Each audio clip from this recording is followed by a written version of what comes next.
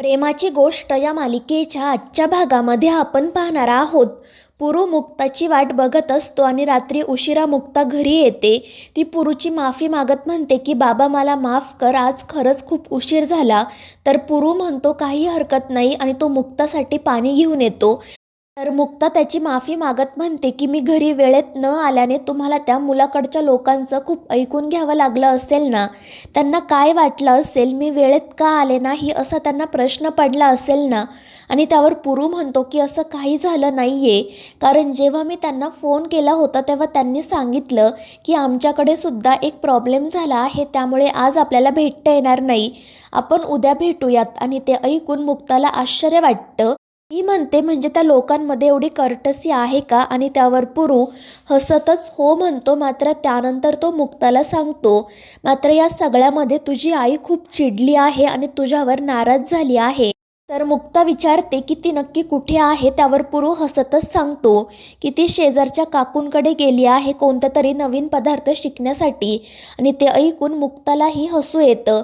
मात्र त्यानंतर ती पुरूला सांगते की बाबा तुझा विश्वास बसणार नाही, आज मी कुठे होते. त्यावर पुरू विचारतो की नक्की कुठे होतीस तू. तर मुक्ता सांगते आज मी त्या सागर कोळीच्या ऑफिसमध्ये 2 तास अडकले होते आणि ते सुद्धा त्या सागर कोळीसोबत त्याच्या केबिनमध्ये.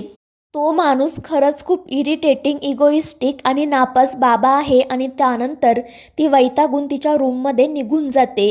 तर पुरू मात्र मुक्ताचं ते सगळं बोलणं ऐकून काळजीत पडतो. तर दुसरीकडे बापूसुद्धा सागरला सांगत असतात की आता तू जास्त विचार करू नको, आराम कर. आणि त्यानंतर सागर आराम करण्यासाठी जातो. तर दुसरीकडे मुक्ताचं सागरबद्दलचं मत ऐकून पुरू मनाशी म्हणत असतो की मुक्ता आज तू 2 तास त्या सागरसोबत एका केबिनमध्ये अडकली तर इतकी इरिटेट झाली, पण जेव्हा तुला समजेल की मी तुझ्यासाठी सागरचं स्थळ घेऊन आलो आहे तेव्हा तू कशी रिॲक्ट करशील. मात्र काही झालं तरी मला माहिती आहे सागर एक चांगला माणूस आहे आणि सईवर तुझं खूप प्रेम आहे, त्यामुळे हे लग्न तर व्हायलाच हवं. तर दुसरीकडे सागरचं मुक्ताबद्दलचं मत ऐकून बापूसुद्धा मनाशी म्हणत असतात की पोरा आता काही झालं तरी हीच कढीपत्त्याची काडी रोज तुझ्या जेवणात असणार आहे आणि तुला कितीही आवडले नाहीत तरी तिच्या उपदेशाचे डोस रोज तुला ऐकावेच लागणार आहेत. तर दुसरीकडे मुक्ता तिच्या रूममध्ये जाते. मात्र तिला सतत आज सईसोबत जो प्रकार घडला तो आठवत असतो आणि त्यामुळे ती खूप अस्वस्थ होते आणि मनाशी म्हणते की या सावनीला सुद्धा कळत नाही का, इतक्या लहान मुलीचा हात सोडून ती कशी काय जाऊ शकते, तिला सुद्धा जबाबदारीची जाणीव नाही आहे. आणि दुसरीकडे तो सागर मुलीला एक्सपायर झालेला कप सिरप पाजलं तरी तो शुद्धीवर आला नव्हता. म्हणजे दोन्हीही बाजूंनी सईचेच हाल आहेत. सईने यांच्या पोटी जन्म घेऊन चूक केली की काय तेच मला कळत नाही, कारण माझं तर सईसोबत कोणतंही नातं नाही तरी मला तिच्याविषयी इतकी आपुलकी वाटते आणि हिच्या आईवडिलांना मात्र काहीच कसं वाटत नाही. आणि त्यानंतर तिला सईची खूप काळजी वाटत असते. त्यानंतर दुसऱ्या दिवशी सकाळी मुलाकडच्यांना भेटण्यासाठी माधवी आणि पुरू तयार झालेले असतात. त्याचवेळी माधवीला मंजिरीचा कॉल येतो. मंजिरी तिला विचारत असते की आई तुम्ही नक्की कुठे आहात, कारण आम्ही तर त्या हॉलपर्यंत पोहोचलो आहोत.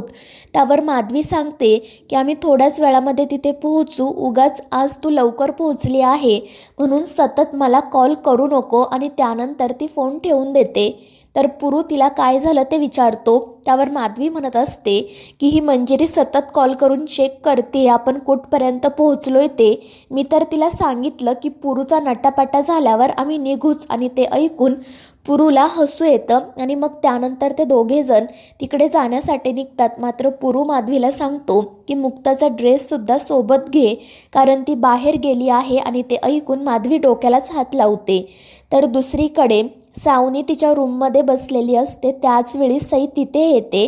माईसुद्धा तिच्या पाठोपाठ येतात. त्या सईला दूध पिण्याचा आग्रह करत असतात, मात्र सई नकार देत इकडे तिकडे पळत असते आणि त्यामुळे सावनी खूप चिडते. आणि त्यानंतर ती सईला आणि माईंना काय झालं आहे ते विचारते. त्यावर माई सांगतात की मी तिला मगाचपासून दूध पिण्याचा आग्रह करत आहे पण ती नकार देते. आणि त्यानंतर सावनी सईला विचारते की तुला दूध प्यायचं नाही आहे तर मग चॉकलेट मिल्क प्यायचं आहे का. आणि त्यावर सई आनंदाने हो म्हणते. तर सावनी तिला सांगते ठीक आहे, मग आपण मस्तपैकी तुझ्यासाठी चॉकलेट मिल्क आणि फ्रेंच फ्राईज मागवू. आणि ते ऐकून सई खूपच खुश होते. तर सावनी तिला सांगते की मी एका ठिकाणी जाणार आहे, त्या ठिकाणी मी तुलासुद्धा घेऊन जाते. तिथे खूप खेळायला साहित्य आहे, तू त्यांच्यासोबत खेळ आणि मग त्यानंतर आपण कॅफेत जाऊ. आणि त्यासाठी सईसुद्धा आनंदाने तयार होते. तर सावनी लगेच स्पासाठी तिची अपॉइंटमेंट बुक करते आणि त्यानंतर सईला घेऊन तिकडे जाण्यासाठी निघते. तर दुसरीकडे पुरू, माधवी, मंजिरी आणि मयुरेश एका क्लबमध्ये आलेले असतात. त्या सर्वांना तो क्लब खूपच आवडतो. मंजिरी म्हणत असते की पार्कच्या मुंजीसाठी सुद्धा आम्हाला हाच क्लब बुक करायचा होता, पण इथे फक्त जे मेंबर्स आहेत ना त्यांनाच बुकिंग करता येतं. आणि त्यामुळे माधवीला समजतं की मुलाकडचे लोक इथे मेंबर आहेत आणि त्यामुळे ती खूपच खुश होते आणि पुरूचं कौतुक करत म्हणते की तू खरंच आपल्या मुक्तासाठी खूप चांगलं स्थळ आणलं आहे. म्हणजे यांची चॉईस बघूनच कळतंय की लोक रसिक असणार, आपली मुक्ता यांच्याकडे खरंच सुखात राहील. आणि त्याचवेळी मुक्तासुद्धा तिथे येते. तिला बघून सर्वजण खूप खुश होतात. मात्र मंजिरी म्हणत असते की आज तू थोडी कमी सुंदर दिसत आहे, तुला प्रेशर आला आहे की काय. त्यावर मुक्ता सांगते की नाही, उलट आज मी सगळं काही मनापासून करत आहे आईबाबांसाठी. आणि ते ऐकून माधवी खूप खुश होते. तर मंजिरी तिला सांगते मग आज तुला अजून थोडं सुंदर दिसायलाच हवं. आणि त्यानंतर ती मुक्ताला त्या क्लबमधील स्पा आणि सलूनमध्ये घेऊन जाते. तर इकडे माधवी मयुरेशला सांगत असते की मी त्या मुलासाठी एक सोन्याची चेन गिफ्ट म्हणून आणली होती, मात्र ती घरीच राहिली. आणि मग त्यामुळे ते दोघे जण लगेच अजून एक सोन्याची चेन घेण्यासाठी बाहेर जातात आणि तिथे त्यांना लक्की भेटतो. लक्की माधवीसोबत बोलण्यासाठी जातो, मात्र त्यावेळी मयुरेश त्याच्या अंगावरच धावून जातो. त्यामुळे माधवी त्याच्याशी काही न बोलताच मयुरेशला शांत करते आणि तेथून निघून जाते. तर लक्की मनाशी म्हणत असतो की 2 शब्द माझ्याशी नीट बोलल्या असत्या तर मी त्यांना विचारलं असतं मी ही का कुठे आहे, कशी आहे. त्या दिवसानंतर मला वाटलं होतं की या तर माझ्या खिशात आल्यात, पण तसं नाही आहे. आणि त्यानंतर तो वैतागूनच तेथून निघून जातो. तर दुसरीकडे सावनी सईला घेऊन त्याच क्लबमध्ये आलेली असते आणि तेथील किड्स एरिया बघून सई खूपच खुश होते आणि लगेच खेळायला सुरुवात करते. तर सावनी माईंना तिच्यावर लक्ष ठेवायला सांगते आणि स्पामध्ये जायला निघते. मात्र सई तिला थांबवत म्हणते की मम्मा तू सुद्धा माझ्यासोबत खेळ. मात्र सावनी तिला सांगते की माझी एक महत्त्वाची अपॉइंटमेंट आहे, माझं काम झाल्यानंतर मी तुझ्याकडे येईल. आणि मग त्यानंतर ती तेथून निघून जाते. मात्र सावनी गेल्यामुळे सई नाराज होते आणि ती काही खेळतही नाही. तर दुसरीकडे सागरची बहीण स्वातीसुद्धा त्या क्लबमध्ये येते आणि जेव्हा ती तिथे मंजिरीला बघते तेव्हा मुद्दाम त्या रिसेप्शनिस्टला म्हणत असते की तुम्ही या क्लबमध्ये कोणालाही काय एंट्री देताय, तुमचं क्लब मुंबईमधील सगळ्यात फेमस आहे, त्यामुळे तुम्ही जरा लोकांकडे बघून त्यांना एंट्री द्यायला हवी. आणि त्यानंतर ती उगाच सागरचं कौतुक करत म्हणते की माझा भाऊ CEO ऑफ द इयर आहे, तुम्ही त्याला ओळखतच असाल ना. आणि त्याचवेळी मंजिरी तिथे येत म्हणते की अगदी खरं बोललात तुम्ही, इथे लोकांचा क्लास बघूनच त्यांना एंट्री द्यायला हवी, त्यांचा पैसा बघून नाही, म्हणजे तुमच्यासारखे लोक घरी बसतील. आणि ते ऐकून स्वाती खूप चिडते. तर मंजिरी तिला सांगते आणि तुमच्या भावाबद्दल सगळ्यांना का सांगताय, त्याच्याबद्दल तुम्हाला कोणीतरी विचारलं आहे का. आणि त्यानंतर ती हसतच तेथून निघून जाते.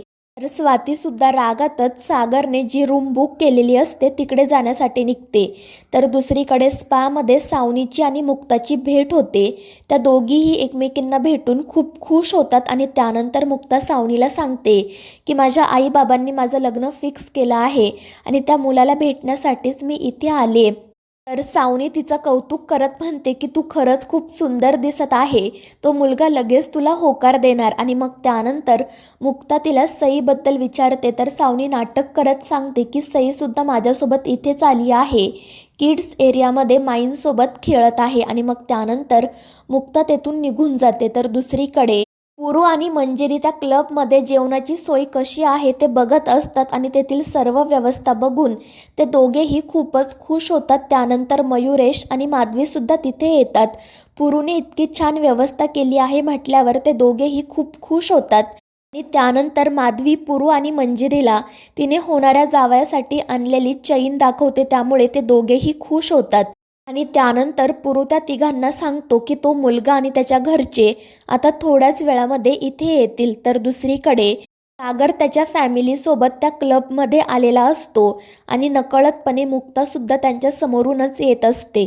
तर मित्रांनो, या मालिकेच्या पुढील भागांमध्ये आपण पाहणार आहोत जेव्हा गोखले आणि कोळी फॅमिली एकमेकांसमोर येतात तेव्हा त्यांना मोठा धक्का बसतो. तर बापू आणि पुरू त्या सगळ्यांना सांगतात की आम्ही मुक्ता आणि सागरचं लग्न लावून द्यायचं ठरवलं आहे. त्यामुळे त्या दोघांच्या पायाखालची जमीनच सरकते आणि ते या लग्नासाठी नकार देतात. तर मित्रांनो, या मालिकेच्या पुढील भागांच्या अपडेटसाठी आपल्या चॅनेलला सबस्क्राईब करा.